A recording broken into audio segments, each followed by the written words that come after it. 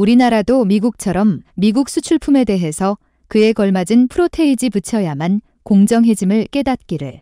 그리고 다른 기술들이 미국에 넘어가지 않도록 보안을 철저히 단속. 또한 휘둘리지 말고 모구할 것은 당당하게 한국의 국익을 위함이 애국. 어쨌든 미국은 중국과 목리하도록 미국 놈들의 실체를 깨달아갑니다.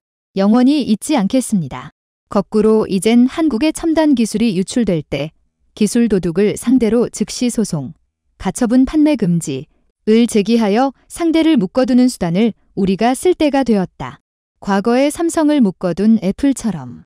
옛날에 못 먹고 못 살던 대한민국이 아니다. 바이든 할배 중요한 동맹국을 이리 대우하는 거 매우 유감. 무슨 이유로 네티즌들이 그렇게 반응하고 댓글을 달았을까요? 한번 같이 봅시다. 미국의 한국차별법은 아무것도 아니었습니다. 미국은 훨씬 더 교묘한 방법으로 뒤에서 한국으로부터 엄청난 돈을 뺏어가고 있었다는 소식이 최근 밝혀지면서 우리에게 너무나도 큰 충격을 주고 있습니다.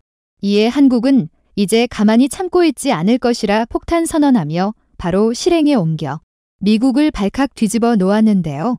한순간에 바이든 행정부를 쑥대밭으로 만들어 놓은 한국의 엄청난 히든카드. 바이든의 한국차별법은 아무것도 아니었습니다. 최근 수년간 미국이 국내 기업에 무려 4조 5,186억 원의 반덤핑 관세 폭탄을 매긴 사실이 밝혀지면서 논란이 커지고 있습니다. 같은 기간 한국이 미국 기업에 부과한 반덤핑 관세는 고작 39억 원에 그치고 있는데요. 한국은 미국과 자유무역 협정을 체결한 국가로 사실 0%에 가까운 관세로 정부의 개입이 없어야 하는 것이 정상입니다. 그런데 조 바이든 행정부가 최근 중간선거를 앞두고 지지율을 높이기 위해 미국 우선주의 정책을 강화했고 한국을 가장 만만한 희생양으로 삼은 것이라 전문가들은 전했습니다. 이렇게 한국으로부터 얻어낸 돈 수조 원에서 수십조 원을 마치 자신의 트로피인 양 미국인들의 자랑하며 표를 구걸하고 있는데요. 전 세계 국가 중 미국에 가장 많이 투자하고 있는 국가 1위가 바로 한국. 가장 많은 일자리를 미국인들에게 선사하고 있는 국가 1위도 바로 한국인데 바이든 행정부는 은혜를 배신으로 갚은 꼴입니다. 자, 그런데 미국에 당하고도 아무런 말조차 하지 못하는 일본과는 달리 한국은 너무나도 강력한 히든카드를 꺼내들며 바이든 행정부를 한 방에 초토화해버렸습니다. That's a big problem. 그거 참 큰 문제예요. 최근 외교 소식통이 전한 미국 정부 관계자의 발언입니다. 바이든의 한국차별법이 시행되자 미국 정부 관계자들은 큰일 났다며 어쩔 줄을 몰라 하고 있는데요. 한국차별법 때문에 뒤통수를 맞은 것은 분명 한국인데 왜 반대로 미국 측에서 이렇게 어쩔 줄 몰라 하며 조바심을 내는 것일까요? 네, 바로 한국산업기술보호위원회가 전기차 관련 핵심 한국 기업들의 미국 진출을 막아버리는 파격적인 결단을 내려버렸기 때문입니다. 미국이 어쩔 줄 몰라 하며 조바심을 내는 이유는 바로 한국이 한국기업 L&F의 미국 진출을 막아버렸기 때문입니다. 전기차 배터리의 핵심 소재인 양극재 분야에서 세계 최고라 평가받는 곳입니다. L&F는 미국에 초대규모 공장을 짓고 미국에서 생산되는 전기차 배터리 생산에 꼭 필요한 양극재를 공급하려 했는데요. 현재 최첨단 신기술이 필요한 세계 최고 품질이 양극재는 미국 기업조차 재현해내지 못하는 엄청난 기술입니다. 세계 최고의 품질을 자랑하는 한국산 양극재를 쓰지 못하게 되면 어쩔 수 없이 중국산을 써야 하는데 중국산 양극재가 탑재된 중국산 전기차의 품질이 얼마나 심각한지는 전 세계인들이 이미 잘 알고 있습니다. 전 세계 소비자들은 중국산 전기차를 타는 것은 자살행위나 다름없다라는 말까지 서슴지 않습니다. 중국 전기차는 근래에 들어와 급성장을 이루고 있습니다. 하지만 성장 속도에만 신경을 쓴 나머지 완성도 측면에서 부족한 점이 많다는 지적을 받고 있습니다. 특히 몇몇 브랜드에서 자율주행 결함이 지속해서 발생해 품질에 대한 불안감이 증폭되고 있습니다. 그 중에서도 지난 8월 12일에 발생한 니오 ES8의 자율주행 결함은 중국 전기차 업계에 크나큰 파문을 불러왔습니다. 자율주행 결함으로 인해 사망사고가 발생했을 뿐만 아니라 이를 은폐하려는 듯한 영상까지 공개되었기 때문입니다. 게다가 당시 사고 차량에 탑승해 있던 운전자가 유명 요식 프랜차이즈 업체의 CEO인 신원친으로 밝혀지면서 니오의 브랜드 이미지는 그야말로 바닥까지 추락했습니다. 뒤이어 9월 23일에는 샤오펑 P7의 자율주행 결함이 수면 위로 떠올랐습니다. 자율주행을 켜둔 상태에서 고속도로를 주행하던 도중 트레일러와 추돌하는 사고가 발생했기 때문입니다. 당시 운전자는 인터뷰를 통해 P7의 자율주행 기능이 전방 트레일러와의 거리를 제대로 인식하지 못해 사고가 발생했다 라는 말을 남겼습니다. 아울러 운전자는 샤오펑의 자율주행 기능은 치명적인 결함을 갖고 있다. 혹여 구입을 고려하고 있다면 절대로 사지 말아라는 말을 덧붙였습니다. 자율주행 결함과 함께 중국 전기차의 발목을 잡고 있는 것은 바로 배터리 화재입니다.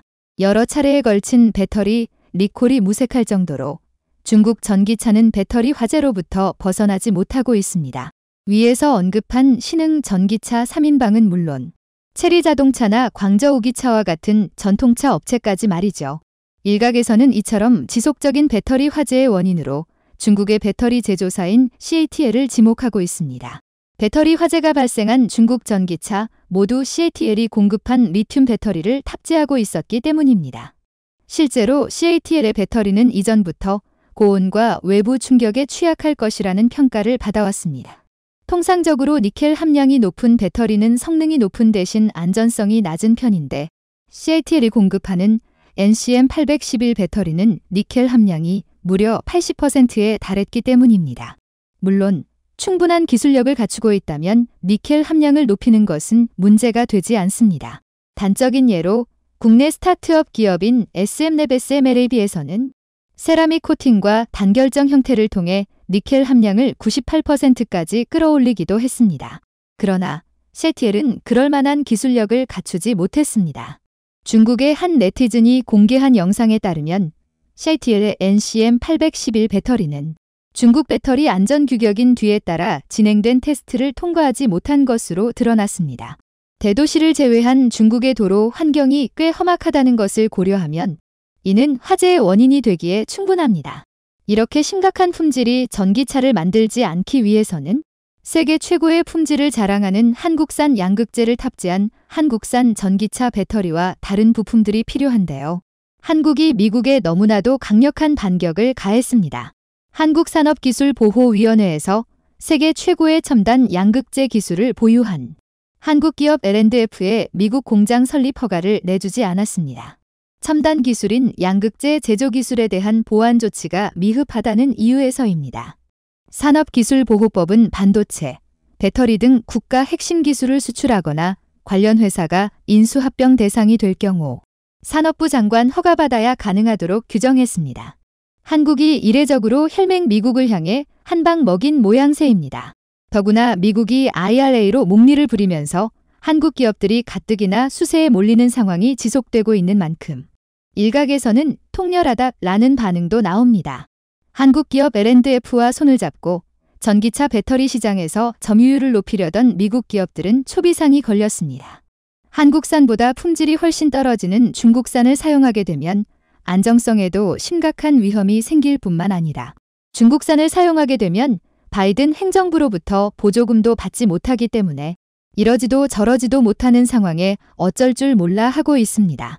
미국 입장에서 더 큰 문제는 이렇게 한국이 L&F를 시작으로 세계 최고의 기술력을 보유한 전기차 관련 한국 기업들을 모두 미국에서 빼내 한국에 공장을 짓도록 하거나 막대한 보조금과 혜택으로 한국에 러브콜을 보내고 있는 유럽과 호주, 캐나다, 멕시코로 옮기려 하고 있기 때문입니다. 특히 유럽연합은 이번 미국의 한국차별법을 강하게 비난하며 미국 대신 유럽에 투자해 공장을 짓게 되면 미국보다 훨씬 더 많은 보조금뿐만 아니라 한국 기업들이 유럽에서 사업을 할 때 오직 한국 기업들에만 상상을 초월하는 특혜를 줄 것이라는 파격적인 제안을 해왔습니다. 실제로 유럽인들 사이에서 한국차에 대한 인기도 폭발적인 속도로 상승하고 있습니다. 최근 현대 기아가 출시한 아이오닉 5와 6, 기아차의 EV6는 유럽인들이 가장 좋아하는 디자인 1위, 내부 기술도 1위라며 유럽 매체들이 대대적으로 보도했고 이는 곧 실제 구매로 이어졌습니다. 올해 상반기 현대차 그룹은 사상 최초로 유럽에서 르노 그룹을 제치고 3위라는 말도 안 되는 기록을 세웠습니다. 전 세계 자동차의 심장이라 불리는 유럽에서 한국 브랜드가 유럽 브랜드들을 제치고 3위를 기록한 것은 역사적인 일입니다. 독일의 최고 자동차 전문 매체 아우토빌트는 한국의 EV 육전기차 충전 기술은 전 세계 어느 국가도 감히 따라할 수 없는 엄청난 수준이다. 이미 한 세대 앞서 있다 라고 극찬했습니다. 반면 미국은 유럽인들에게까지 강하게 비난받으며 국제적으로 고립되기 시작했습니다. 지나친 보호무역주의로 한국을 포함한 동맹국들에 심각한 손해를 끼치는 것은 물론이고 특히 바이든 행정부는 동맹국을 자신의 표 올리기용 도구 정도로 생각하고 있다는 것이 이번 사태를 통해 드러나면서 미국에 대한 반감이 증폭되고 있습니다. 뿐만 아니라 이제는 미국을 대표하는 기업이 된 테슬라, 일론 머스크 테슬라 CEO의 최근 막말 논란이 유럽에서 큰 이슈가 되면서 유럽인들의 미국에 대한 반감이 더욱더 커지고 있습니다. 테슬라 최고 경영자 CEO 일론 머스크가 러시아가 일방적으로 병합을 발표한 우크라이나 점령지에서 유엔 감독 아래 재투표를 포함한 종전안을 제안하자 볼로디미르 젤렌스키 우크라이나 대통령이 발끈하고 나섰다고 로이터, AFP통신이 3일 현지 시각 보도했습니다. 세계 최고 부호인 머스크는 이날 러시아가 주민투표를 거쳐 지난주 자국으로 병합한 우크라이나 점령지 4곳에서 유엔의 감독 아래 주민투표를 다시 실시, 주민들의 뜻에 따라 병합 여부를 결정하는 것을 비롯해 이번 전쟁을 끝내기 위한 계획을 제시한 뒤 1억 명이 넘는 자신의 팔로워들에게 찬반 투표를 해달라고 독려했습니다. 머스크의 종전안에는 또한 러시아가 2014년 병합한 크림반도를 러시아의 영토로 정식으로 인정하고 우크라이나가 크림반도로의 물 공급을 보장하는 한편 젤렌스키 우크라이나 대통령은 머스크의 돌출 제안에 즉각 반발했습니다. 젤렌스키 대통령은 트위터에 우크라이나를 지지하는 머스크와 러시아를 지지하는 머스크 가운데 당신은 어떤 골뱅이 일론 머스크를 더 좋아하느냐? 라는 질문을 올려 불쾌감을 드러냈습니다. 러시아의 우크라이나 침공을 적극적으로 비판해온 발트 3국 중 하나인 리투아니아의 기타나스나 우세다 대통령도 비판에 가세했습니다. 나 우세다 대통령은 친애하는 머스크 씨, 누군가가 당신의 테슬라 바퀴를 훔치려 할 때 양측이 투표로 그 행위를 지지했다고 하더라도 훔치려는 사람이 그 차량이나 바퀴의 합법적인 소유자가 될 수는 없다. 라는 트윗을 올려 머스크의 제안을 꼬집었습니다. 퇴임하는 안드레 메리 큰 독일 주재 우크라이나 대사는 트윗에 머스크 당신에 대한 내 외교적인 반응은 XX 벌이라는 것이라고 밝혀 격앙된 감정을 숨기지 않았습니다. 곧바로 시행된 IRA 법의 우려가 현실로 나타나고 있습니다. 이미 미국 딜러사에서는 현대차의 판매량에 큰 영향이 생길 것으로 보고 할인이나 프로모션 같은 것을 검토하라는 공문들을 보내고 있다고 합니다. 정말 최악의 역대급 뒤통수였습니다. 그만큼 한국의 영향력이 두렵다는 뜻으로 풀이되는 이러한 상황은 멈추지 않을 것으로 보입니다. 9월 28일 오전 한국, 미국, 일본, 대만, 사자 간의 반도체 공급망 관련 협의체인 4개국은 화상회의 형식으로 이른바 미동아시아 반도체 공급망 회복력 작업반의 첫 예비 회의를 열었는데 한국 외교부는 회의 직후 본회의에 참여할지 여부는 결정되지 않았다며 국익에 따라 국익에 도움이 되는 방향으로 검토할 것이라고 전했습니다. 이에 한국이 미국이 주도하는 반도체 동맹 칩사의 본회의에 참석하지 않을 가능성이 제기되고 있습니다. 미국은 중국을 견제한다는 명분을 내세워 현재 한국에게 칩4 동맹에 동참할 것을 강력하게 요구하고 있습니다만 실상은 반도체 시장에서 자국의 영향력을 강화하려는 계획을 가지고 있습니다. 이 부분에서 한국 외교부는 과연 칩4 동맹이 국익에 맞는 것인지 따져보겠다고 여지를 남긴 겁니다. 미국의 마이크론사는 삼성과 SK하이닉스와 매우 치열한 경쟁을 펼치고 있는 기업입니다. 한국 기업이 1 차지하고 미국 기업 마이크론은 늘 3위를 차지했는데 현재 미국에서는 마이크론의 막대한 지원을 예고한 상태입니다. 중국 견제법을 내놓으면서 중국에 라인이 있는 삼성과 하이닉스, 대만 TSMC 등 이 보조금에서 제외되고 반도체 기업들 유치에 미끼로 활용되었던 $550억 보조금 모두가 미국 업체에 돌아갈 가능성이 클 것으로 보입니다. 물론 마이크론도 중국에 라인이 있지만 제재 대상에 포함되지 않습니다. 완전 불합리하면서 의도는 명확해 보입니다. 하지만 최근 삼성전자의 심상치 않은 움직임에 전 세계가 주목하고 있습니다. 이 때문에 이제 미국 정부나 기업들이 한국의 눈치를 봐야 하는 상황이 올 수도 있다고 보고 있는데 어떤 일인지 알아보겠습니다. 지금 가장 주목받는 것은 삼성전자가 세계적인 반도체 설계 전문 기업 ARM을 인수한다는 소식입니다. 삼성 이 부회장이 지난 21일 해외 출장을 마치고 귀국하며 공항에서 취재진에게 손정혜 소프트뱅크 회장이 다음 달 방안에 ARM 인수를 제안할 것 같다고 밝혔습니다. 이 한마디는 삼성이 ARM 인수를 추진한다는 내용으로 국내외에 일제히 보도되며 한 이슈가 됐습니다. 손정혜 회장과 소프트뱅크 자회사인 비전펀드가 지분 100%를 가진 ARM은 영국의 세계적인 반도체 설계 기업으로 삼성전자, 애플, 퀄컴 등이 개발 판매하는 모바일 기기 칩 설계 부문의 90%가량을 점유하며 독보적인 위치를 점하고 있습니다. 지금 만약 삼성전자가 ARM을 인수한다면 그 영향력은 막대한 것으로 예상됩니다. 우선 한국 반도체 업계에서 가장 부족한 부분인 설계 부분을 채울 수 있다고 예상됩니다. 삼성전자, 애플과 같은 글로벌 기업들은 매년 ARM이 만든 설계도를 사용하기 위해 수천억 원에 달하는 특허, 수수료를 내고 있는데 ARM을 인수할 경우 수수료 문제도 해결될 뿐더러 또한 시스템 반도체 시장에서 점유율을 높이려는 계획에 적극적으로 활용할 수 있습니다. 무엇보다 파운드리 사업을 하는 삼성전자가 업계 1위인 TSMC를 잡기 위해서도 ARM 인수가 필수적이라고 말하는 이들도 있습니다. ARM을 인수하면 고객사인 팹리스들의 관심을 끌만한 경쟁력을 확보할 수 있게 되어 유리한 위치에 서게 됩니다.